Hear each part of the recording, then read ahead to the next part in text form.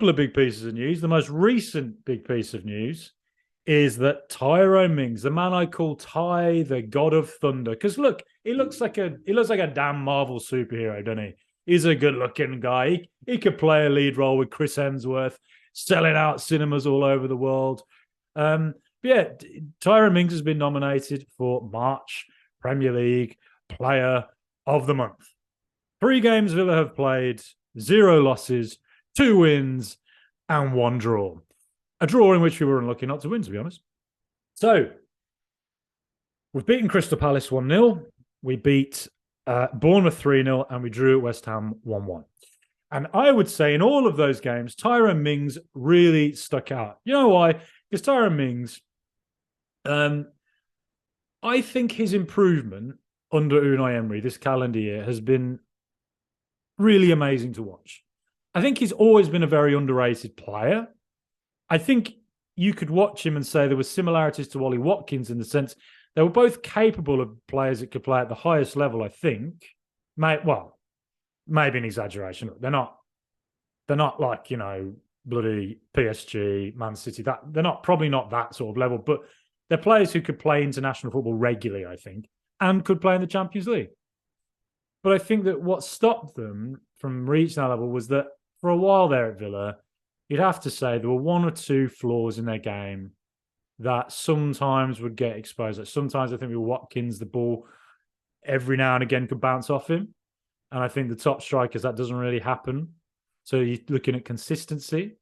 And with Tyrone Mings, you could say, yes, he's capable of the odd mistake, high-profile mistake. But I think with Watkins and Mings, this calendar year, under Unai Emery, their consistency has just gone through the roof, really. I think they've both been really excellent this year. Ollie Watkins contributing, scoring goals, but also contributing with assists, holding it up. He's just got a lot better, basically.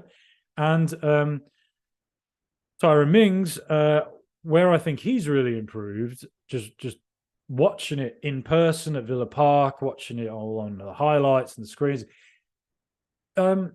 it just feels like he's more comfortable on the ball. Like, I think he's always actually been quite good on the ball. But I think the way Villa used to play, particularly under Steven Gerrard, was that we would have the ball at the back. The opposition would put us under pressure. The out ball wasn't there in midfield or wherever it is, the left back, the right back. And so Mings generally would resort to just booting it long. And the problem was, we do that. Ollie Watkins, it's not really his strength when he's got, Watkins playing against 2, behemoth strikers, having to constantly win the headers. And the chances are the defenders are likely going to win that more often than not, right? So ultimately, it kind of was just giving the ball away a lot of the time. Whereas now it feels like Villa, and I particularly noticed this when I went to watch Crystal Palace at Villa Park, and I was sat kind of right next to the pitch. So I had a really great view of the Villa's defence playing. And the first half, I just felt that Concert Mings would just pass the ball back and forth, then back to Martinez if the ball wasn't on, then back to Mings, then back to Concert. And they were just willing to do this for a long period of time because ultimately, if there's no option on, just wait. Don't give the ball away. Don't belt it up the pitch, mate, because what's the point? So they retain the ball, and then eventually the opposition gets dragged in, the gap opens, and there's Douglas Luiz standing right here. Pass the ball to him, and he can turn and look out to him. Or, hey, there's Alex Moreno out left. I'll get the ball to him. So now Mings' possession play, it's really good, I think. And it's also, I couldn't help but notice against Palace. I know our goal in that game came down the right when McGinn put a pass up to Matty Cash, and Matty Cash whipped it across, and it was an own goal. But I felt like most of Villa's play was coming down the left, and I couldn't help but think that had something to do with Alex Moreno being a very attacking left back, and also Tyrone Mings being willing to burst forward. Now, maybe some stats and data will show that actually Concert does push forward, but just on the old eye test that I'm having, I don't have great vision. I do need to go to an optician's actually, but from what I'm seeing with my faulty vision, it feels like Tyrone Mings is willing to burst forward, and a lot of our attacking play is generated by him pushing, up the pitch and then working a ball into Louise or Jacob Ramsey who will come deep. That then can work triangles with Alex Moreno is pushing forward. And how many times you see Alex Moreno right up at the byline, playing like a left midfielder, cuts it back. He's got 2 assists in 5, Moreno. I can't help but think that is going to continue. Those assists will continue, and I think that would be good, particularly Jacob Ramsey, because Ollie Watkins will be pushing forward, to get across the defender, and Ramsey can just hold his run, stand there. Moreno can pass it back to him, shot on goal. There you go. So I'm hoping Ramsey's now got that goal he got against Bournemouth. I'm hoping his confidence is up. He's a player who likes to get forward, so I hope his goals will come about. But look, with Tyrone Mings, yes, I think he's well deserving. I think his defensive performance has been absolutely brilliant. I think he's an underrated player. I've said it for a long time. I think he should have been picked for England. Harry Maguire, I think I understand why.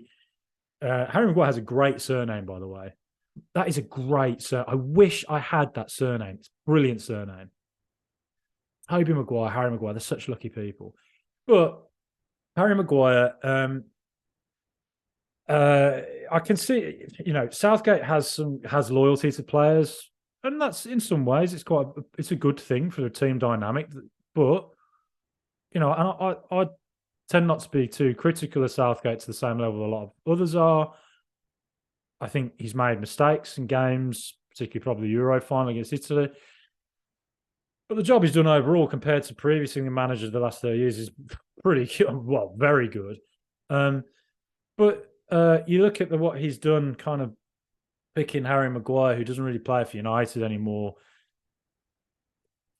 Mings is pretty unlucky. Is Mark Gay here ahead of Tyrone Mings? Crystal Palace is Mark Gay? I don't think so. Eric Dyer, is he ahead of Tyrone Mings? I don't think so.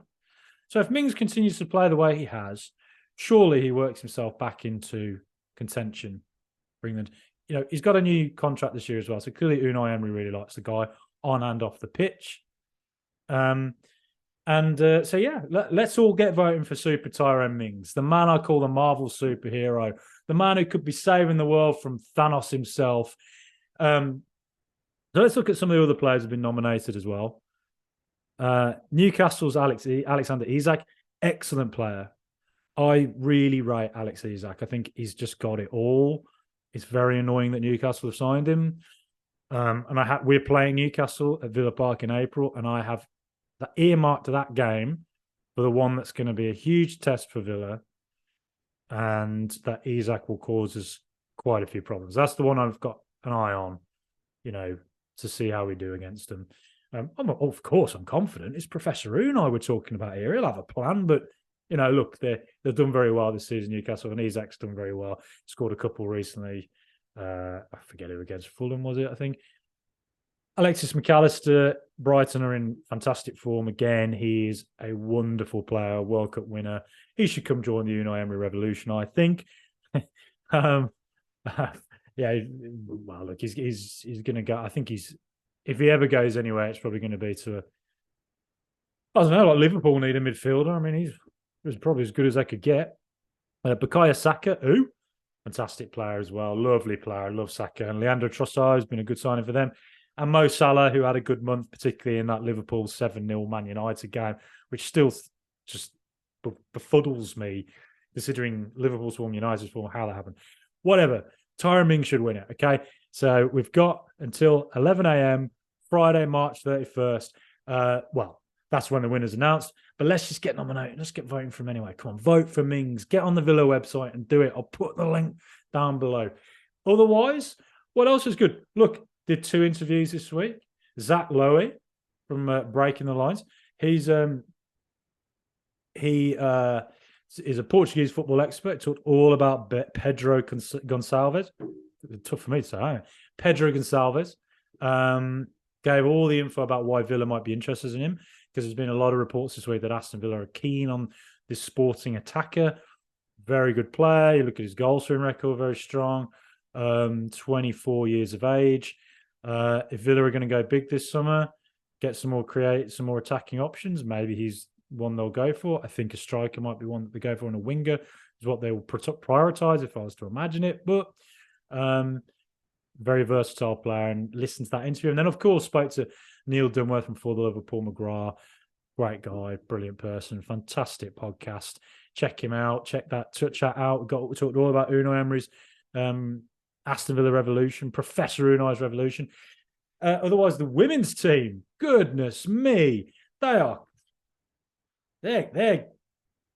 good. They're coming good, aren't they? Not been around as long as some of the more established women's teams. Chelsea being one of them, Arsenal. But, this calendar year, 7 wins in 10 games. Carla Ward, Professor Carla. I mean, it's just great, isn't it? Like Villa, to have management that you can just have faith in.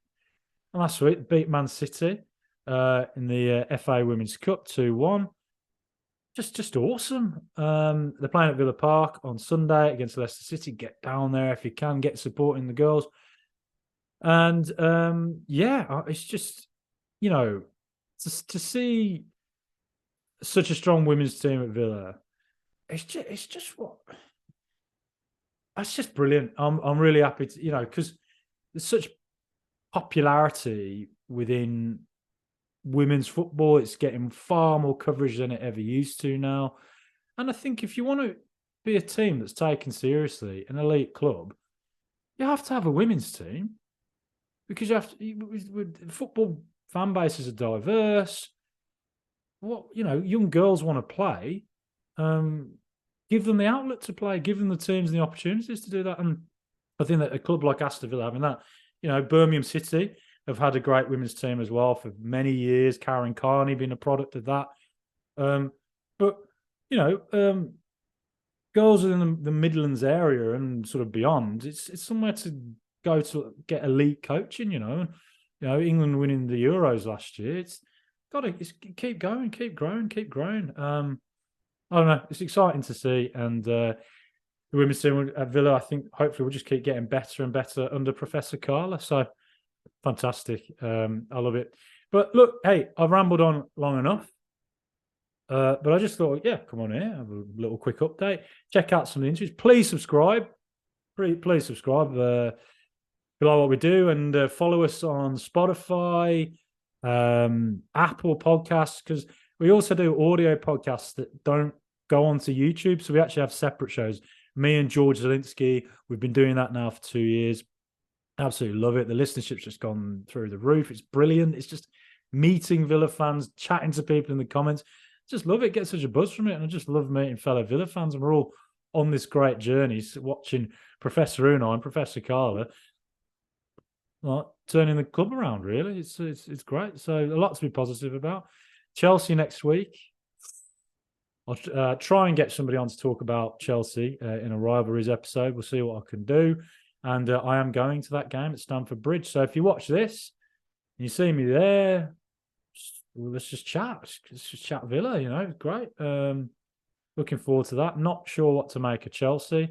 Aston Villa and Chelsea are currently ensconced in the race for 10th place. So if we can get ahead of them, get into the top half, I think that'd be a big, big win if we could get something against them. Hard to call them, aren't they? Don't really know what to expect from Chelsea. So we'll see. I'm confident about Villa. I think away from home, we're performing strongly. We did Tottenham. So why can't we go and do that? Something similar to another London club. But as I say, subscribe, peace, love, and up the Villa.